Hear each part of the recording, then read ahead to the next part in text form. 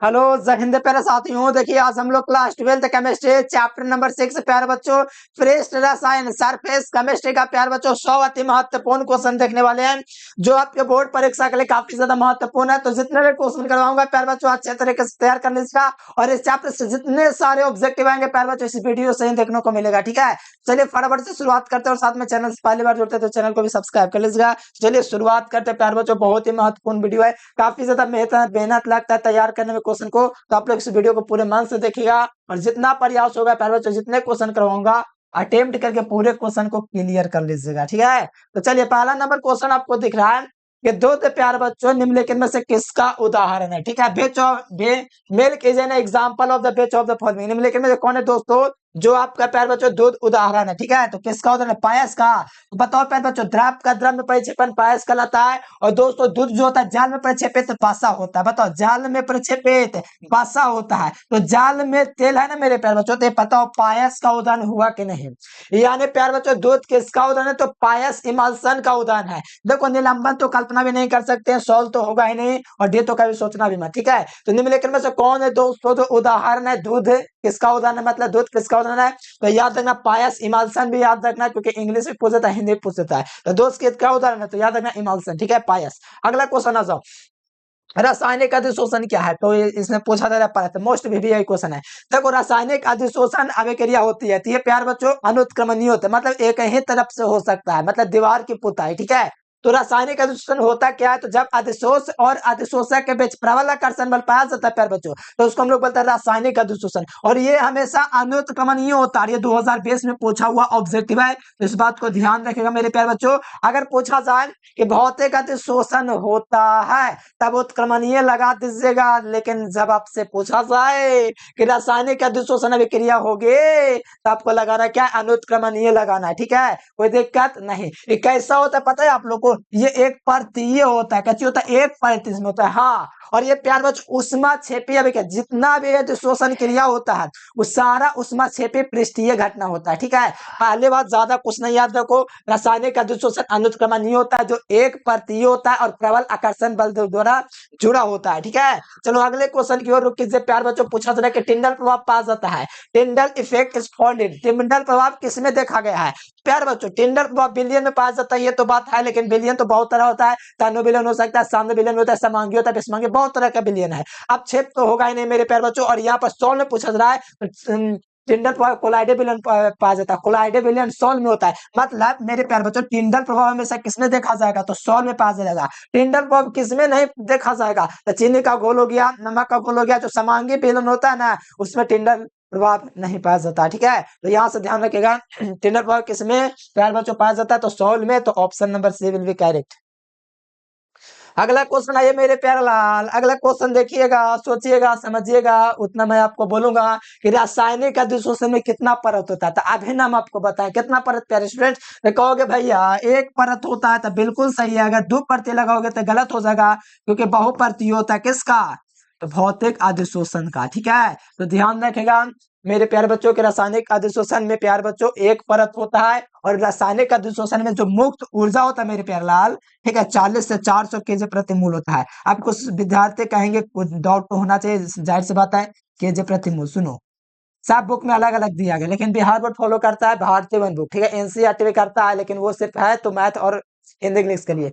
Main रूप से जो मेरे प्यारे बच्चों फॉलो होता है भारतीय वन का बुक होता है। तो रासायनिक अधिशोषण में कितना परत होता है? तो आप लोग याद रखिएगा प्यारे बच्चों एक परत होता है जिसमें 40 से 400 केजी प्रति मोल ऊर्जा मुक्त करता है रासायनिक अधिशोषण। ठीक है, कोई दिक्कत नहीं होना चाहिए। अगला क्वेश्चन है मेरे प्यारे बच्चों एंजाइम का मुख्य अवयव होता है। प्यारे बच्चों मोस्ट VBI क्वेश्चन है, थोड़ा ध्यान रखिएगा कि यहाँ पर आपसे पूछा जा रहा है कि एंजाइम का मुख्य अवयव होता है।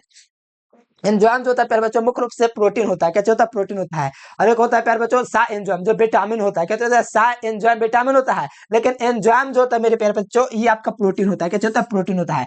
एंजाइम उत्प्रेरक क्या है? तो यह जटिल नाइट्रोजन युक्त, मतलब ये जटिल नाइट्रोजन से युक्त कार्बोनिक पदार्थ है जो अनेक जैविक व रासायनिक क्रियाओं को संपादित करती है। जैसे ग्लूकोज है, मतलब कि जैसे कि सुक्रोज है ना मेरे प्यारे बच्चों, इन्वर्टेज एंजाइम इसको ग्लूकोज और फ्रुक्टोज में तोड़ देगा। ठीक है, तो ये जटिल नाइट्रोजन युक्त कार्बनिक पदार्थ नहीं हुआ, उसमें कार्बन भी है, सब चीज है। आगे ऑर्गेनिक पड़ेगा ना, ऑर्गेनिक तब समझ में आएगा। ठीक है, तो यहाँ पर याद रखना एंजाइम मुख्य अवयव होता है प्रोटीन। होता है प्यारे बच्चों, ध्यान रखिएगा। ठीक है, अगला क्वेश्चन आओ, अधिशोषण की प्रक्रिया होता है। बताओ अधिशोषण जो होता है मेरे प्यारे बच्चों, क्या मैंने आप लोगों को बताया, अधिशोषण का मतलब होता है पृष्ठ पर होने वाली घटना, यानी कि पृष्ठ पर जो भी चीज आकर चिपकेगा ना, तो इसको हम लोग बोलेंगे अधिशोषण। अच्छा ऐसा बात है, कहा इसने बात है प्यारे बच्चों, ये अधिशोषण का उदाहरण है। अब शोषण क्या होता है, अब शोषण में होता है प्यारे बच्चों, पृष्ठ के आंतरिक भाग में चल जाता है प्यारे बच्चों, कौन, तो अधिशोष। ठीक है, ध्यान रखिएगा, बहुत आसान चीज है ये, बाहरी क्रिया, ये आंतरिक क्रिया। ठीक है, और अधिशोषण की जो प्रक्रिया होती है मेरे प्यारे बच्चों, पृष्ठीय घटना होती है, और कैसे होते हैं, उष्मा छेपी होती है। जितना भी अधिशोषण की क्रिया होता है उष्मा छेपी, ये उष्मा शोषी होता है। उष्मा छेपी का मतलब उष्मा का उत्सर्जन उसमें होता है। तो यहाँ पर याद रखना पृष्ठीय घटना तो है, अगर ऑप्शन में उसमें छेपे मिल जाए तो वो भी लगा दीजिएगा। ठीक है, कोई दिक्कत तो नहीं है, दिक्कत। ठीक है, अगला क्वेश्चन की ओर कीजिए, कहा जा रहा है किसमें टिंडल प्रभाव नहीं पा जाता है, Tyndall effect is not found in which of the following, टिंडल प्रभाव किसमें नहीं देखा गया, बताओ। टिंडल प्रभाव प्यारे बच्चों चीनी के घोल में कभी नहीं पा जाता, नमक के घोल में कभी नहीं पा जाता है, सोने का कोलाइडे बेलन, सोने का जो कोलाइडे बेलन होता है मेरे प्यारे बच्चों, इसमें टिंडल प्रभाव पाया जा सकता है। सस्पेंशन में भी पाया जा सकता है, इमल्सन जो होता है प्यारे बच्चों पायस, इसमें भी टिंडल प्रभाव पाया जाता है। लेकिन बात को ध्यान से समझिएगा तो आपको पता चलेगा कि टिंडल प्रभाव नहीं पाया जाता है, मतलब not found in Tyndall effect. ठीक है, तो याद रखिएगा चीनी का घोल सॉल्यूशन ऑफ शुगर। ठीक है, अगला क्वेश्चन है मेरे प्यारे लाल, अगला क्वेश्चन दिख रहा है आप लोग को, नहीं तो P2O5 क्या है, कहोगे नहीं पता क्या है, आना पता है, फास्फोरस पेंटा ऑक्साइड। ठीक है, फास्फोरस पेंटा ऑक्साइड मेरे प्यारे लाल, इससे भी दिख जाए तो कोई दिक्कत नहीं लेना। ठीक है, ठीक है, फास्फोरस पेंटाऑक्साइड जो प्यारे बच्चों एक प्रकार का अवशोषक है, मतलब अवशोषक का मतलब है मेरे प्यारे बच्चों जल को सोख लेता है। ठीक है, यानी कि जल को सोखने के लिए हम लोग इसका यूज कर सकते हैं अवशोषक के रूप में। यानी प्यारे लाल आपको याद रखना कि P2O5 क्या है, तो एक प्रकार का अच्छा जल अवशोषक है। ठीक है, अवशोषक होता है। ठीक है, तो ध्यान रखिएगा, option number B will be correct answer. अगला क्वेश्चन है मेरे प्यारे लाल, अगला क्वेश्चन रक्त पर आवेश पाया जाता है, तो तुम लोग को ना पता है कि रक्त पर नेगेटिव आवेश पाया जाता है। ठीक है, रक्त पर कौन आवेश पाया जाता है, charge on blood is found in. ठीक है, तो दोस्तों आप लोग को याद है रक्त जो होता है ना मानव शरीर का, उस पर नेगेटिव आवेश पाया जाता है। ठीक है, तो ध्यान रखते हुए ऑप्शन नंबर ए को लॉक किया जाए, बी को लॉक किया जाए, और आप लोग को 2 करोड़ का चेक दिया जाए। अगला क्वेश्चन है ये प्यारे स्टूडेंट, एकदम बहुत लॉलीपॉप क्वेश्चन, द्रव स्नेक हर साल एकदम 1 नंबर का पक्का पूछे करेगा। ठीक है, तो ध्यान रखिए द्रव स्नेक कोलाइड का उदाहरण कौन है, देखो द्रव स्नेक कोलाइड क्या, जब प्रक्षेपण प्रक्षेपण माध्यम के साथ आसानी से कोलाइडे विलयन बना ले तो उसे हम लोग द्रव स्नेक कहते हैं। मतलब जब कोई पदार्थ द्रव के साथ आसानी से संपर्क में आ जाए उसे द्रव स्नेक पदार्थ कहते हैं। जिसे मेरे प्यारे बच्चों जिलेटिन हो गया, इसकी स्वर्ण संख्या सबसे कम होता है, ये भी याद आप लोग रखिएगा। तो यहाँ पर आप लोग देखिएगा द्रव स्नेक कोलाइड का उदाहरण है तो जिलेटिन, कोई दिक्कत नहीं है। गोंद प्यार बच्चों ग्लोज होता है, ये भी आपका प्यार बच्चों इसी का उदाहरण है, द्रव स्नेक कलर कोलाइड का है। स्टार्च रहे चाहे ब्लू रहे प्रोटीन रहे, ये सारा का सारा क्या चीज है, द्रव स्नेक कोलाइड है। तो प्यार बच्चों एक ही ऑप्शन आपको लॉक करना है, वो ऑप्शन नंबर डी होगा, ऑल ऑफ दिस। ठीक है, इनमें से सभी जो है आपका द्रव स्नेक कोलाइड का उदाहरण एकदम 100% ऐसा क्वेश्चन आपके एग्जाम में आते हैं, तो दिक्कत वाली बात नहीं है। ठीक है, क्लियर रखिएगा। अगला क्वेश्चन आइएगा, देखिएगा समझिएगा, फिर पता चलेगा कि आसानी क्वेश्चन था। ठीक है, भौतिक अधिशोषण में लगभग कितना उष्मा उत्सर्जित होता था ना, पता है आप लोग को, नहीं पता है, सही में नहीं पता था, छोटा तो मेहनत नहीं करता। ठीक है, रासायनिक अधिशोषण में 20 से 40 ऊर्जा मुक्त होते हैं, 20 से 40 केजे प्रति मोल, देखो यहाँ पर लिखा हुआ है किलो जूल प्रति मोल। ठीक है, तो 20 से 40। ठीक है, अगर यही प्यार बच्चों आपका रासायनिक अधिशोषण की बात करेगा ना तो ये वाला लगा लेना। ठीक है, कोई दिक्कत तो नहीं, दिक्कत होना भी नहीं चाहिए, और जहां पर दिक्कत होगा पूछ लीजिएगा। अगला देख, रासायनिक अधिशोषण में लगभग कितना उष्मा उत्सर्जित होता है, तो रासायनिक अधिशोषण में 40 से 400 ऊर्जा मुक्त होता है। मैं बताऊं मेरे प्यारे लाल, ये क्वेश्चन 2021 के मॉडल पेपर में आया, उस समय से भी है, मैं इसको गेस कर दिया हूं, अब ना कभी ऐबे करेगा, टेंशन वाली बात नहीं है। रासायनिक अधिशोषण में लगभग कितना उष्मा निकलता है, तो 40 से 400। ठीक है, तो ध्यान रखिएगा। अगला क्वेश्चन आएगा, तो स्वर्ण संख्या सबसे कम होती है तो जिलेटिन की होती है, 0.001 से कुछ तक होता है, तो सबसे कम 200 जिलेटिन की होते हैं। सबसे अधिक प्रोटीन का होता है, कितना होता है, 25 होता है, याद है ना, हाँ तो याद है तो अच्छी बात है, नहीं याद है मेहनत करो। अगला क्वेश्चन आवो, अगला क्वेश्चन आएगा प्यारे बच्चों, टिंडल प्रभाव प्रदर्शित होता है, बताओ टिंडल प्रभाव किसमें प्रदर्शित होता है, टिंडल इफेक्ट, बताओ टिंडल प्रभाव किसमें डिस्प्लेड होता है, बताओ प्रदर्शित किसमें होता है मेरे प्यारे बच्चों, आप लोग बताइए। टिंडल प्रभाव मेरे पर बच्चों वास्तविक गोल तो कभी नहीं लगाना, बुक में दिया रहता है, लेकिन आपको याद रखना टिंडल प्रभाव हमेशा सोल में पाया जाता है, सोल हमेशा कोलाइडे विलयन में होता है। तो right answer option number C. Tyndall effect कहां पर पाया जाएगा? तो कोलाइडे विलयन में पाया जाएगा, कोई दिक्कत वाली बात नहीं है, तो ध्यान रखिएगा, ठीक है। अगला क्वेश्चन है ये, अगला क्वेश्चन है कि किस गैस का अवशोषण चारकोल द्वारा सबसे अधिक होता है? तो किस गैस का अवशोषण नहीं पता तुम लोग को? किस गैस का अवशोषण चारकोल द्वारा सबसे अधिक होता है? तो अवशोषण में कई परिभाषा से हम बताएं कि न बताए हैं, जब अमोनिया गैस को चारकोल के पीछे रखा जाता है तो अमोनिया जो है चारकोल की सतह पर चिपक जाता है, इस प्रकार से नहीं करवाए हैं। तो बताओ अमोनिया गैस ना, तो हाँ भैया ऑप्शन नंबर बी। अमोनिया को किस विधि से तैयार किया जाता नहीं पता है? निकालो डंडा। अमोनिया को दोस्तों हैबर विधि से तैयार किया जाता है, ठीक है, तो ध्यान रखेगा। अगला क्वेश्चन आएगा, तो ठोस ठोस समुदाय, ठोस ठोस तल भी हो जाएगा, धातु हो जाएगी, तब ठोस ठोस समुदाय है तो धूम्र केक, केक तो नहीं होगा, संश्लेषित जिम हो जाएगा, ठीक है। संश्लेषित का मतलब सिंथेटिक जिम, ठीक है, मतलब मानव द्वारा बनाया गया, ठीक है। तो संश्लेषित जिम जो है ठोस ठोस समुदाय का होता है, ये 2015 16 17 18 के कुछ सप्लीमेंट्री एग्जाम में आसपास में आया, ठीक है। अब तो क्वेश्चन बैंक से सप्लीमेंट्री एग्जाम के क्वेश्चन को तो गायब कर दिया, मिल भी नहीं करता है कभी। अगला क्वेश्चन देखो प्यारे बच्चों, साबुन ग्रीस को किसके द्वारा निकालता था? साबुन जो होता है प्यारे बच्चों, मैल जो होता है ग्रीस तेल, तो किसके द्वारा निकालता था? इमाल्सिलीकरण क्रिया के द्वारा निकालता है ना, बताते मिसेल के निर्माण में कुछ इस प्रकार की इसकी संरचना होती है। ये वाला प्यारे बच्चों आपको पता होगा, जल वाला उधर रहता है, जो जल विरागी होता है जो इधर होता है माइल की तरफ, तो इमाल्सिलीकरण क्रिया द्वारा निकालता है प्यारे बच्चों साबुन ग्रीस। एकदम मोस्ट वीवीआई क्वेश्चन है मिसेल, अगर ध्यान से हटा तो दुर्घटना घटा, ध्यान रखिएगा, ठीक है। एकदम अच्छे तरीके से क्लियर कर लो, जितना करवा रहा हूँ एकदम 100% मेहनत कर लो। द्रव स्नेह कोलाइट क्या है? तो द्रव स्नेह कोलाइट वे होते हैं, क्या बताऊं मैं नहीं बताऊंगा, ठीक है। Which of the following is the liquid coli, ठीक है। तो प्यारे बच्चों दूध आपका बात किया जाए तो नहीं होगा, ठीक है, दूध तो पायस का उदाहरण है। गोंद गोंद गोंद गोंद गोंद गोंद गोंद गोंद गोंद गोंद, हाँ हो सकता है। कोहरा तो नहीं होगा भैया, नहीं होगा, एकदम नहीं होगा। रक्त भी नहीं होगा, तो नहीं होगा। तो गोंद आपका बिल्कुल राइट आंसर होगा, जो द्रव स्नेही कोलाइड है। गोंद, स्टार्च, जिलेटिन, ये सब जो है मेरे प्यारे बच्चों क्या है, तो याद रखिएगा द्रव स्नेही कोलाइड। अगला देखो और सोचो समझो और बताओ, दाब बढ़ने पर भौतिक अधिशोषण का मान क्या होगा? बताओ, जब दाब बढ़ाएंगे तो भौतिक अधिशोषण का मान बढ़ जाएगा, लेकिन दाब बढ़ाएंगे, ताप बढ़ाएंगे तो भौतिक अधिशोषण का मान घट जाएगा, है ना। दाब बढ़ाने पर भौतिक अधिशोषण क्या होता, क्या होता है प्यारे बच्चों? घट जाता है, ठीक है।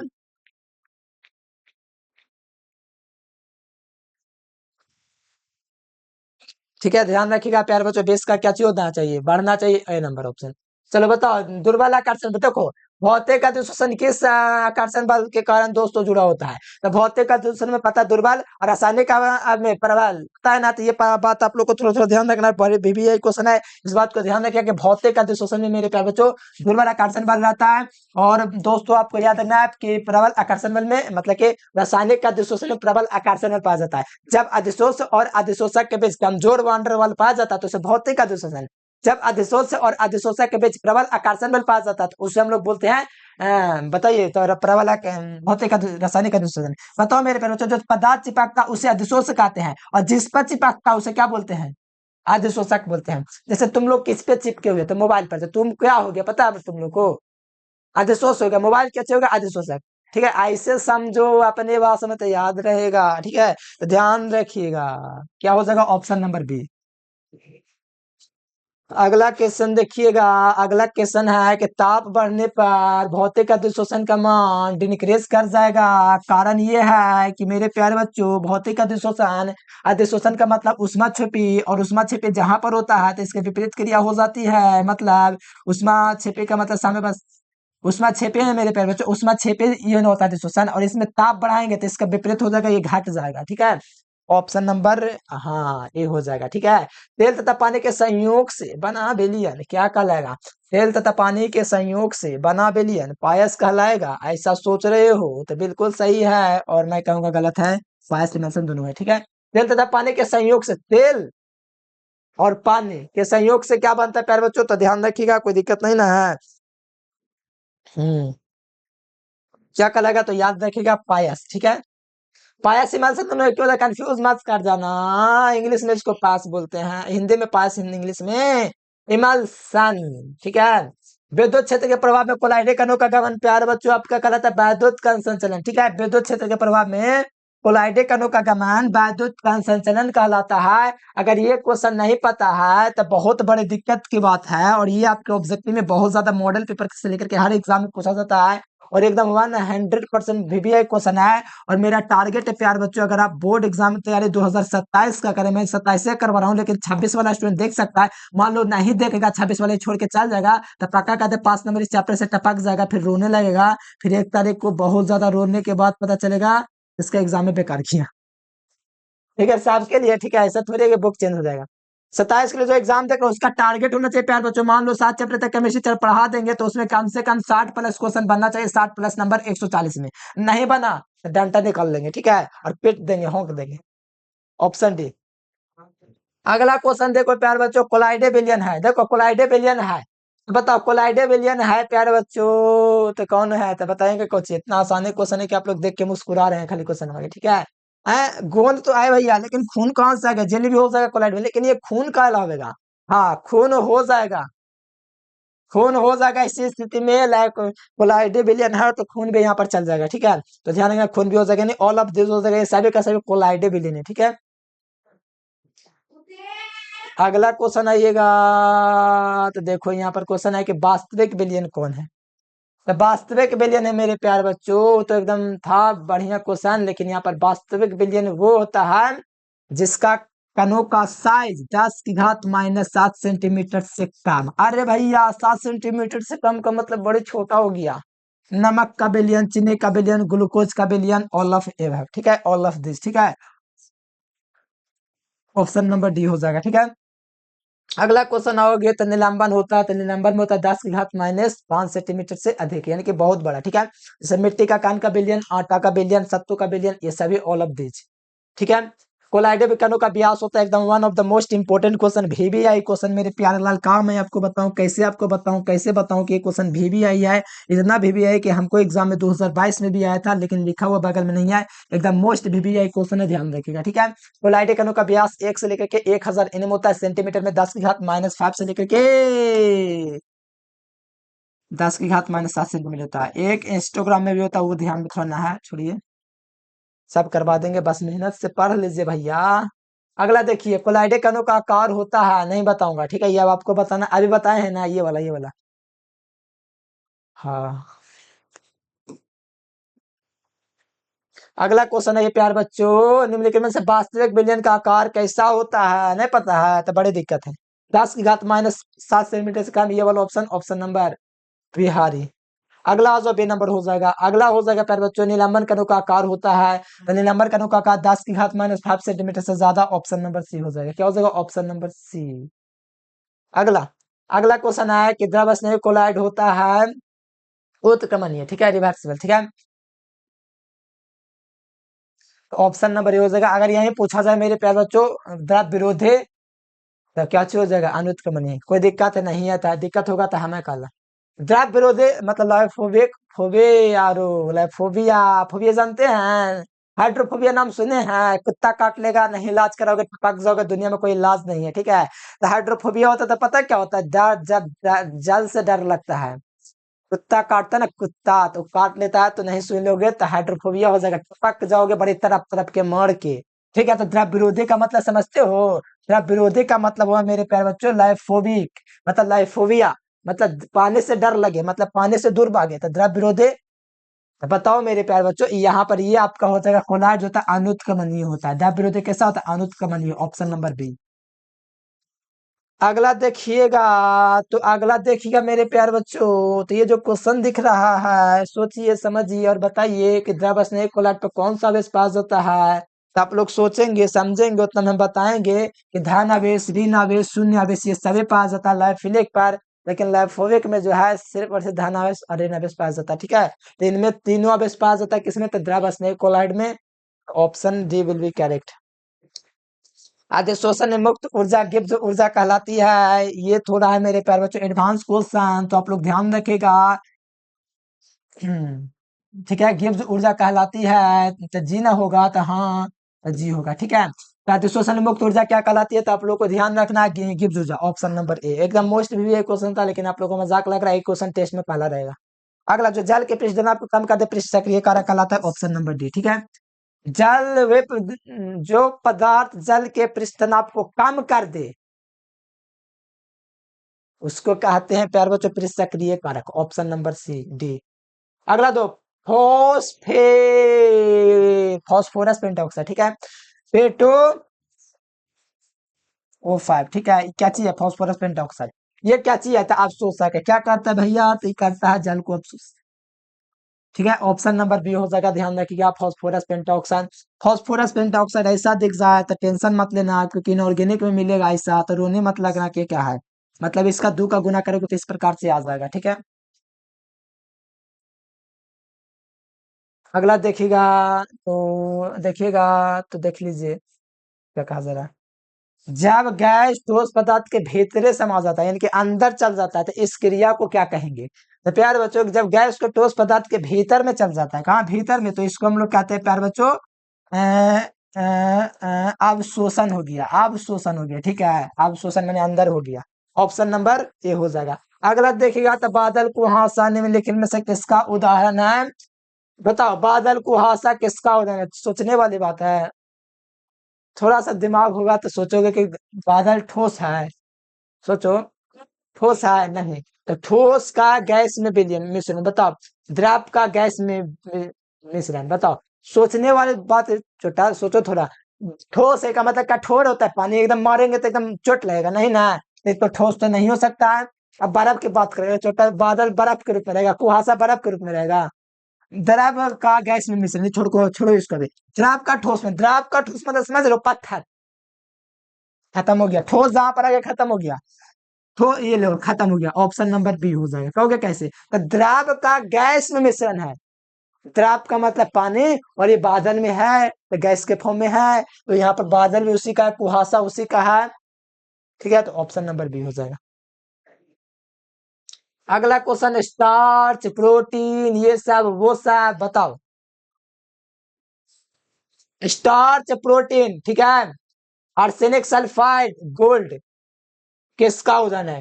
ठोस का गैस कहां से आ जाएगा? ठीक है, खत्म हो गया, गैस खत्म हो गया। अब देखो, द्रव का ठोस में मिश्रण, द्रव का ठोस में मिश्रण, द्रव का ठोस में, द्रव का ठोस में ना, खत्म हो गया। ठोस का द्रव में, ये ठीक है, बड़ी दिक्कत वाली क्वेश्चन है ना। ठोस का द्रव में मिश्रण, ये दोनों कोई ऑप्शन में से कोई होगा। ठोस का द्रव में, सोचो थोड़ा, ठोस का द्रव में मिश्रण, ठोस है पदार्थ, उसको द्रव में मिश्रण है। हाँ, ये हो सकता है, द्रव का ठोस में, द्रव का ठोस में नहीं हो सकता है, ऑप्शन डी ही हो सकता है। आप लोग क्या लगाएंगे? पैर बच्चों लगाइए, तो 40 नंबर क्वेश्चन का आंसर क्या हो जाएगा? ठीक है, थोड़ा कंफ्यूजन होता है इसमें। ठीक है, तो लगाइए प्यारे बच्चों, क्या हो जाएगा? मेरे अकॉर्डिंग तो डी नंबर एकदम सही है, कि ठोस का द्रव में, द्रव मतलब कि विलयन, और ठोस का द्रव में प्रक्षेपण है। मान लो प्यारे बच्चों, गोल्ड तो आप लोग जानवे करते हैं, सोना होता है जो कि ठोस अवस्था में पाया जाता है, फिर उसको दो द्रव में भी ला सकते हैं। तो यहाँ पर प्रोटीन है, स्टार्च भी है मेरे प्यारे बच्चों, ये भी है, तो ये सब ठोस का द्रव में है मिश्रण, तो ऑप्शन नंबर डी। अगला देखो, सिलिका जल को अवशोषित करता है भैया, तो सिलिका जल अवशोषित करता है, तो जलवाष्प को अवशोषित कर लेता है। ठीक है, तो कोई दिक्कत है तो नहीं है, तो दिक्कत होगा तो देख लेना दोबारा। अगला क्वेश्चन देखिएगा, 42 नंबर, भौतिक अधिशोषण में गैस के अणुओं की सतह बंधे होते हैं, किससे बंधे होते हैं प्यारे स्टूडेंट्स? नहीं पता है? कमजोर van der Waals, option number B, B हो जाएगा, क्योंकि भौतिक अधिशोषण कमजोर वांडरवाल से जुड़ा होता है। जल्दी चले का 42 हो किया अभी तक। द्रव का द्रव में परिक्षेपण क्या कहलाता है? तो पायस कहलाता है, नहीं बताएंगे। गैस का ठोस तथा भौतिक का कारण, गैस का ठोस तथा भौतिक अधिशोषण का कारण वांडरवाल्स। ठीक है, दुर्बल वांडरवाल्स यहाँ पर देना चाहिए। ठीक है, दुर्बल का मतलब कमजोर वांडरवाल्स। ठीक है, गैस का ठोस तथा भौतिक अधिशोषण का कारण है, तो आपको पता है कि वांडरवाल्स हो जाएगा। ठीक है, ठोस पदार्थ पर किसी द्रव का परिक्षेपण क्या कहलाता है? अच्छा, ठोस पदार्थ पर किसी द्रव का परिक्षेपण क्या कहलाएगा बताओ?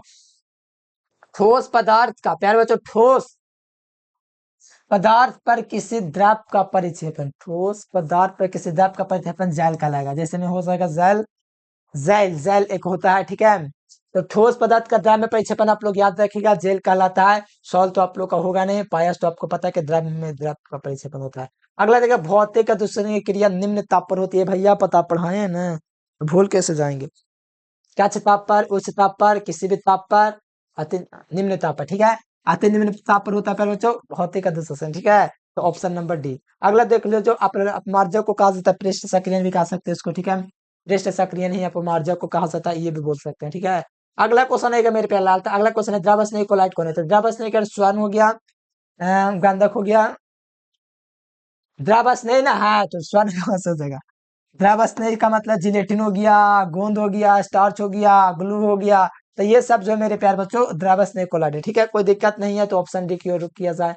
अगला टॉयलिन नमक एंजाइम जीव के लार में पाया जाता है, किसमें, जीव के लार में, ठीक है। टॉयलिन नमक एंजाइम कहाँ पाया जाता है, तो जीव के लार में पाया जाता है, पता है ना। तो ऑप्शन नंबर सी हो जाएगा। कोई उत्प्रेरक रासायनिक क्रिया के वेग को बढ़ा या घटा सकती है यदि वो क्रिया चल रही है। उत्प्रेरक किसी रासायनिक अभिक्रिया को बढ़ा या घटा सकता है यदि वो चल रही है, घट रही है, भैया ऑप्शन डी, ठीक है। अगला विलायक विरागी, विरागी का मतलब जल से दूर, फोबिया, क्या फोबिया मतलब दूर, जल से दूरी बनाएगा, तो फोबिया, लफोबिया, फोबिया, ठीक है। फोबिया ऑप्शन बी में है, ठीक है, ध्यान से।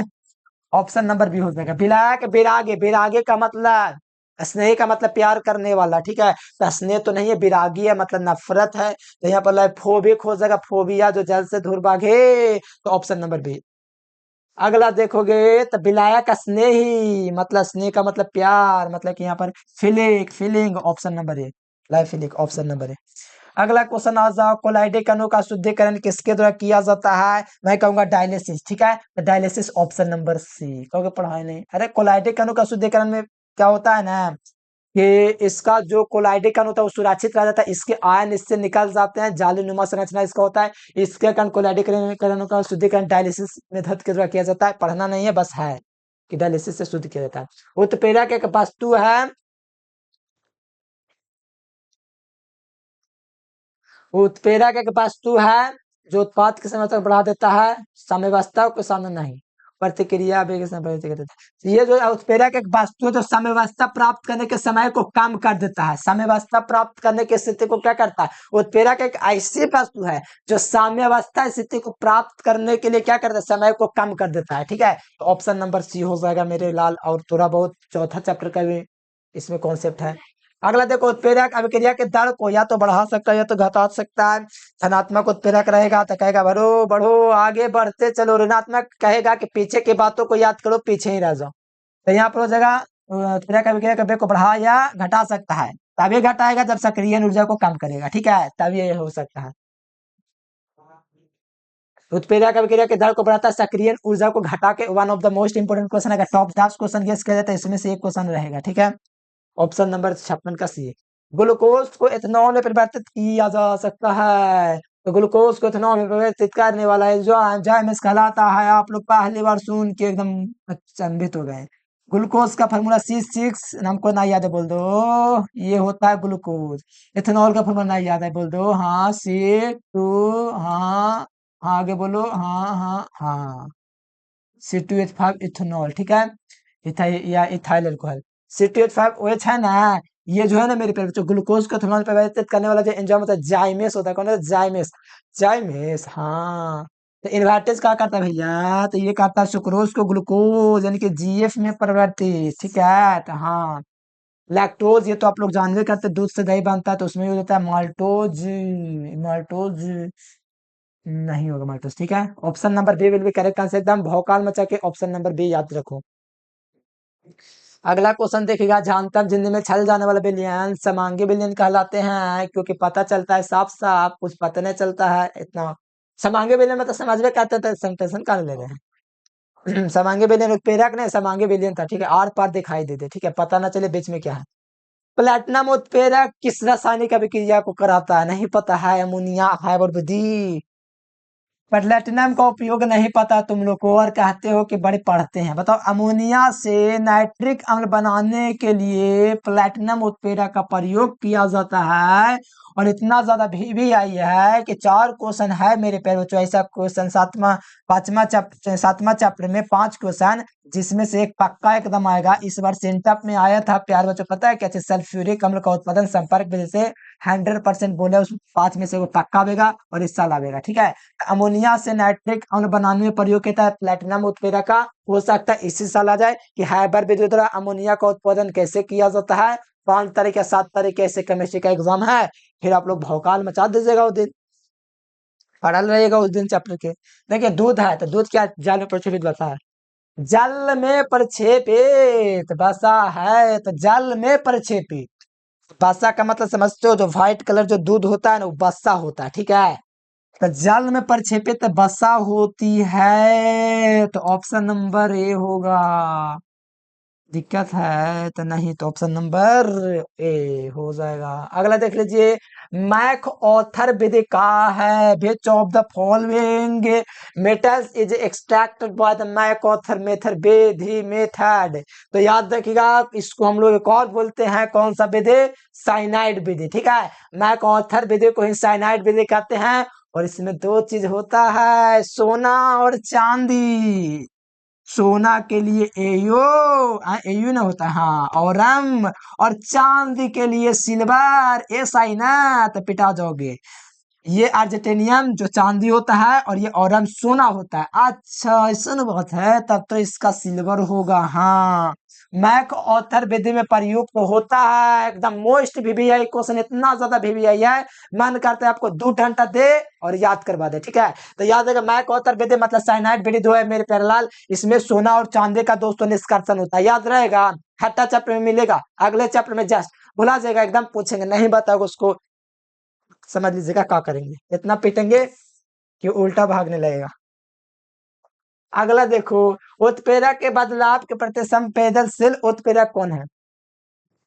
तापक्रम के बदलाव, which of the catalyst is sensitive to the change in the temperature. ठीक है, तो जाइमेज विल बी करेक्ट। ठीक है, क्योंकि तापक्रम के बदलाव के प्रति संवेदनशील उत्प्रेरक हमको लगता है ना निकेल होगा। ठीक है, क्या होगा भैया, हम भी कंफ्यूज कर रहे हैं। तापक्रम के बदलाव के प्रति संवेदनशील कौन उत्प्रेरक था, हमको ध्यान में ना है, लेकिन हम कमेंट कर देंगे एक दोनों में से कोई एक होगा। ठीक है, ज्यादा चांस पता है कौन होगा? दोनों तो लग ही रहा है, जायमेज नहीं के, लेकिन फिर भी कोई दिक्कत नहीं, हम बता देंगे कमेंट बॉक्स में, अलग अलग शब्द बता दे, आपको दिक्कत हो जाएगा। अगला देख लीजिए, हाँ, बनस्पति मोस्ट वीवीआई क्वेश्चन, एकदम लॉलीपॉप, एकदम मोस्ट, एकदम महा पावरफुल क्वेश्चन। इतना ज्यादा वीवीआई क्वेश्चन कि बोर्ड भी एकदम थरथरा जाए, मतलब ये वाला बोर्ड जिस पर लिख रहे हैं। देखो, प्रयुक्त घी के लिए प्रयुक्त, तो ये आप लोग का निकल होता है। कौन होता है? निकल। कहने गया भैया ऑप्शन नंबर सी, एकदम मोस्ट वीवीआई क्वेश्चन है। वनस्पति तेल से वनस्पति घी बनाने के लिए प्रयुक्त उत्प्रेरक निकल होता है। ठीक है, संतृप्त से असंतृप्त। अगर देखो, सिद्ध कक्ष के प्रकरण में प्रयुक्त उत्प्रेरक क्या होता है, तो सिद्ध कक्ष मतलब नहीं जानते हैं का विनोद? नहीं जानते? नहीं, नहीं जानता है, तब तो बड़ी दिक्कत हो गया। ठीक है, सिद्ध कक्ष का मतलब जानते हो, सल्फ्यूरिक अम्ल का उत्पादन देखते हो, उसमें सिद्ध कक्ष यूज होता है। और इसमें उत्प्रेरक के रूप में पता है कौन यूज होता है? नहीं पता है, नाइट्रिक अम्ल। ठीक है, याद रहेगा, नाइट्रिक अम्ल का यूज करते हैं। ऑप्शन नंबर डी हो जाएगा। ठीक है, हाँ, अगला देखो, वो ये तेरा उत्प्रेरक की क्रियाशीलता निर्भर कर, उत्प्रेरक की क्रियाशीलता निर्भर करते हैं कणों के आकार पर। उत्प्रेरक की जो क्रियाशीलता होती है, उत्प्रेरक कैसे क्रियाशील करेगा, क्रियाशीलता निर्भर करते हैं कणों के आकार पर। Option number D. स्कंदक कारक आवेश हार्ड सूल्य, ठीक है, हार्ड सूल्य। स्कंदन कारक प्रवेश के स्कंदन की व्याख्या करने वाला, जितना ज्यादा स्कंदन होगा उसकी स्कंदन शक्ति उतनी ज्यादा देखोगे। तो हार्डी सूल्य ने ये नियम दिया था। ठीक है, तो ध्यान रखिए, हार्डी सूल्य जर्मनी का वैज्ञानिक था। कहाँ का था? जर्मनी के। ऑप्शन नंबर सी हो जाएगा। अगला देख लीजिए, किसके द्वारा दूध को पायस बनाने के लिए सुरक्षित, देखो, किसके द्वारा दूध को कुछ समय के लिए सुरक्षित रखा जा सकता है, पता है? फॉर्मल्डिहाइड का विलयन। का हो गया, ऐसे कैसे हो सकता है प्यार बच्चों? पूरे देश, पूरा दुनिया में अधिकतर जमा बैन है। ठीक है, ये घातक भी होता है। फॉर्मल्डिहाइड के विलयन द्वारा दोस्तों दूध को शुद्ध रखा जा सकता है, लेकिन दिक्कत है कि घातक है। ठीक है, पूरे देश में, पूरे देश में, पूरे दुनिया में अधिकतर देश में बैन है। ठीक है, फॉर्मल्डिहाइड, हमारे देश में भी। चलो, एसिटिक अम्ल ये तो कुछ है नहीं। ठीक है, फॉर्मिक अम्ल, एसिड विलयन नहीं, ये तो चिंटे के दाग में पाया जाता है। तो ऑप्शन नंबर बी हो जाएगा। अगला क्वेश्चन देखोगे तो कहा जाता है अधिशोषण की प्रक्रिया होती है भैया, नहीं बताइएगा तो पीट देंगे। उष्मा छिपी होती है, ठीक है, उष्मा छिपी होती है अधिशोषण की प्रक्रिया और पृष्ठीय घटना होती है। ग्रिग्नार्ड में प्रयुक्त होने वाला प्यारे लाल नहीं पता है, ऑडियंस, ठीक है। ग्रिग्नार्ड अभिकर्मक पता है क्या होता है? और ना पता है, और एम जी एक्स 11th वाले क्या है, नहीं पता है, यह है ग्रिग्नार्ड अभिकर्मक, ठीक है।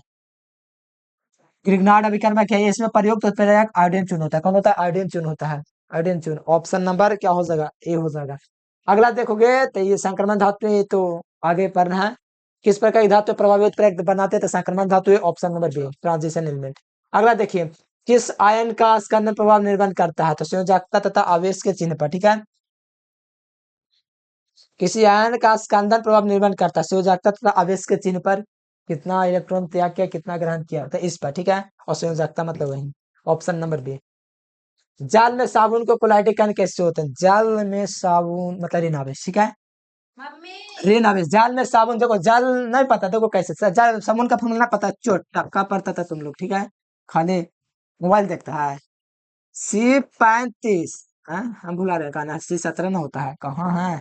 C17H35 C O, भाषा हम लोग का सोडियम लवण होते हैं साबुन, ठीक है। तो भाषा हम लोग का सोडियम, ये जो सोडियम है प्यारे बच्चों, ये Na+ होता है, और इस दिख नहीं रहा है, ये जो C होता है ना, इस पर माइनस होता है, और इसी के कारण ये ऋण आवेशित होता है। तो जल में साबुन के कोलाइटिक कण होते हैं तो ऋण आवेशित, हाँ, ऑप्शन नंबर ए हो जाएगा, ऑप्शन नंबर बी नहीं।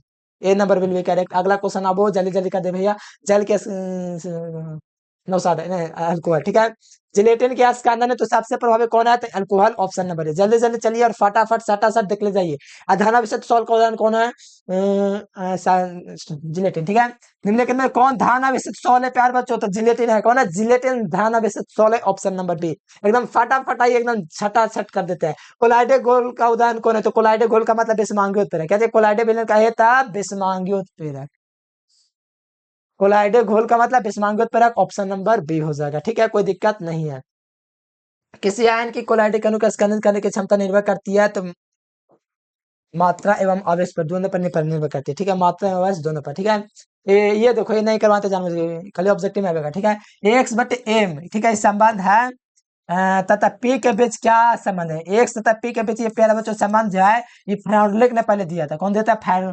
फ्राउंडलिक ने दिया था, तो ऑप्शन नंबर सी हो जाएगा। X तथा M तथा P के बीच संबंध प्यार बच्चों देने वाला वैज्ञानिक फ्राउंडलिक था।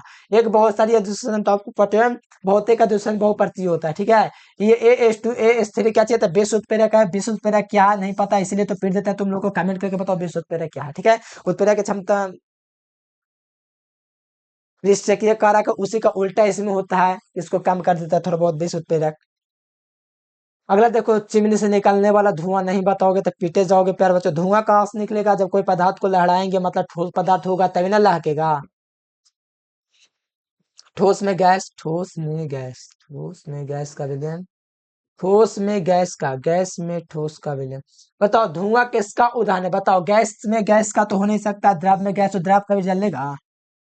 ठोस में गैस गैस में ठोस, हाँ, गैस में ठोस का, गैस जो निकलता है ना, धुआं निकल रहा है ना, जिसमें ठोस के थोड़े थोड़े थोड़े छोटे छोटे कण होते हैं, ठीक है। तो गैस में ठोस हो जाएगा, ऑप्शन नंबर डी हो जाएगा। अगला देख लीजिए, जब प्रकाश पुंज को गुड़ा जाता है कोलाइड विकिरण से, प्रकाश का परिकीर्णन होता है, ऑप्शन नंबर ए। अधिशोषण सिद्धांत में किस सिद्धांत पर कार्य करता है? अधिशोषण सिद्धांत जो है मेरे प्यार बच्चों, की व्याख्या करता है?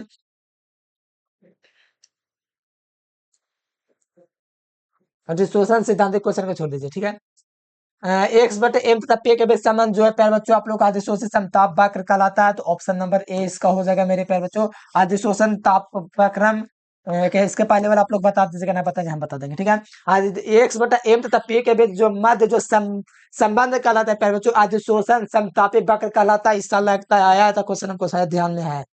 कोलाइडे कणों को आवेश विहीन करने के लिए अपक्षेपित करना कहलाता है, तो आप लोग नहीं जानते हैं कि प्यार बच्चों स्कंदन पढ़ाए थे ना, तो वहां पर नहीं बताते उदासीन करके उदासीन का मतलब कि आवेश खत्म कर देता है और उसको अपक्षेपित कर देता है, मतलब कि फाड़ देता है, स्कंदन कहते हैं इसको। कड़ावे किया स्कंदन किया, वही वाला तो है बी नंबर। किसी गैस के हाई मोस्ट भी यही क्वेश्चन है, ठीक है, इतना भी यही क्वेश्चन है। जितना स्टार मारोगे उतना कम होगा।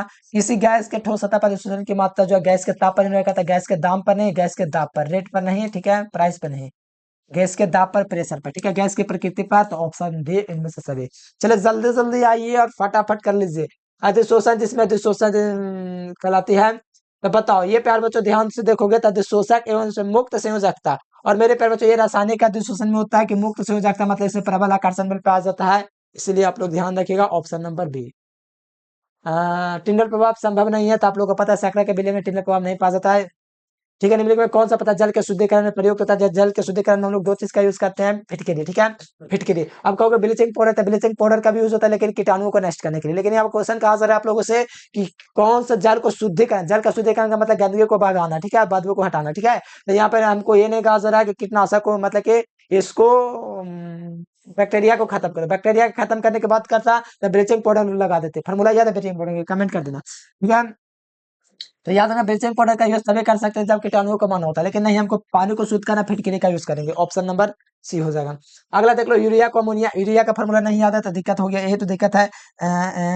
NH2, ठीक है, NH2CO, NH2 जो है मेरे पास, ये आपका कैसी है, यूरिया है, ठीक है।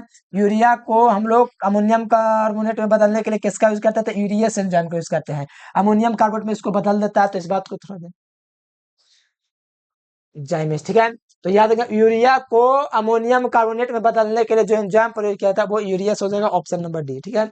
अगला देख लो, आइसक्रीम बनाते समय जिलेटिन मिलाते हैं क्योंकि, बताओ इसमें, आइसक्रीम बनाते समय जिलेटिन मिलाते हैं क्योंकि यार आइसक्रीम के जल को सोखता है, ये तो नहीं होगा। आइसक्रीम को झुकता है, आइसक्रीम को जमाता है, हाँ ये हो सकता है। दूध को फाड़ते समय कहा करेगा, ठीक है, इनमें से कोई तो होगा नहीं। ऑप्शन नंबर बी हो जाएगा, ठीक है।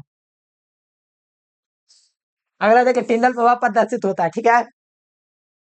बताइए इनमें से कौन है प्यारे बच्चों टिंडल प्रभाव प्रदर्शित होता है। ये बहुत बढ़िया क्वेश्चन है, आसान क्वेश्चन है, तो आप लोग बता दीजिए colloid. Option number C. Colloid का शुद्धिकरण किसके द्वारा किया जाता है, बेसोलेशन, मतलब कि मेरे प्यारे लाल डायलिसिस इसको इंग्लिश में कहते हैं। देखो लिखा हुआ डायलिसिस। कोलाइडीकरण का शुद्धिकरण तो डायलिसिस से। कोलाइड सोने में सभी गुण पाया जाता है, ठीक है। रासायनिक, भौतिक, विद्युतीय गुण सभी गुण पाया जाता है। मांड विधि मोस्ट भी क्वेश्चन, ठीक है। मांड विधि, ठीक है। मांड विधि में जो होता है प्यार बच्चों, किस धातु का शुद्ध किया जाता है, नहीं पता है। मांड विधि में हम लोग प्यार बच्चों किसका शुद्धिकरण करते हैं, ठीक है। मांड विधि होता है, और बान अर्कल विधि होता है। बान अर्कल से टाइटेनियम, अगला चैप्टर पढ़ेंगे छठा चैप्टर में, ठीक है। बानकार अर्कल में टाइटेनियम का प्यार बच्चों करते हैं, और इसमें निकेल का यूज करते हैं मांड विधि में शुद्धिकरण, ठीक है। ठीक है, याद आएगा, हाँ तो याद आएगा। तेलों का हाइड्रोजन तो बताइए कि निकलोज का मोस्ट क्वेश्चन एग्जाम एकदम डायरेक्ट आ जाएगा, ठीक है। ऑप्शन नंबर कोई। प्लेटिनम उत्प्रेरक के लिए कौन विष उत्प्रेरक का काम करता है, तो बताओ। प्लेटिनम उत्प्रेरक के लिए विष का कार्य कौन करता है, आर्सेनिक ऑक्साइड, ठीक है। प्लेटिनम उत्प्रेरक का प्रयोग पता है किसमें किया जाता है, नहीं पता, तेरा अभी ना बताते अमोनिया वाला में जो बना रहे थे ammonia. Arsenic A oxide, arsenic A H2O3, ठीक है, ये वाला यूज किया जाता है जो उत्प्रेरक विष का कार्य करता है, ठीक है। ध्यान रखिएगा मेरे प्यारे बच्चों। पहले बताओ प्लेटिनम उत्प्रेरक का उपयोग किसमें किया जाता है, किसको निर्माण में, उसी में आर्सेनिक ऑक्साइड विष का कार्य करता है, उत्प्रेरक विष का काम, ठीक है। अगला देखो, अधिशोषण सभी दिशाओं में उपयोगी है, समय समांगी उत्प्रेरण में, मतलब अधिशोषण क्रिया होती है तो समांगी उत्प्रेरण। Option B. अगला देख लो, कोलाइडोसोल होता है तो नहीं पता है, यही तो दिक्कत है। ऑप्शन नंबर सी, ठीक है, क्या देखो option number C. 100 number question, last question, ठीक है। सबसे प्रबल लेविस सम, ठीक है। तो लेविस सम, strongest Lewis, Lewis Lewis Lewis Lewis Lewis BF3, ये इलेक्ट्रॉनस नहीं होता है, ठीक है। द्रव इलेक्ट्रॉनस नहीं होता BF3। बोरॉन टेट्राफ्लोराइड, ठीक है। ये बोरॉन ट्राइक्लोराइड तो नहीं होगा, बोरॉन ट्राइब्रोमाइड भी नहीं होगा, बोरॉन ट्राई आयोडीन, ये वाला हो जाएगा, ठीक है। ये जो होता है सबसे प्रबल लेविस अम्ल है। तो प्यार बच्चों 100 क्वेश्चन करवाए, और 100 क्वेश्चन में से आप लोग फटाफट करके कमेंट करके बताओ कि कितना क्वेश्चन आपको एकदम कंफर्म, मतलब कि अच्छा लगा क्लास के नहीं, और कितना क्वेश्चन आप लोगों को लगभग इसमें अप्रोक्स कितना था याद, 60 70 80, ठीक है। अगर मान लो इसमें से आपका अगर 50% भी ऑब्जेक्टिव याद था तो बहुत अच्छा हम लेके चलेंगे, ठीक है। तो चलिए प्यारे बच्चों, आज के लिए फिलहाल इतना है। Thanks for watching this video, comment करके जरूर से बताइए वीडियो कैसा लगा। आज के लिए फिलहाल इतना है। Thanks for watching this video. जय हिंद, वंदे मातरम।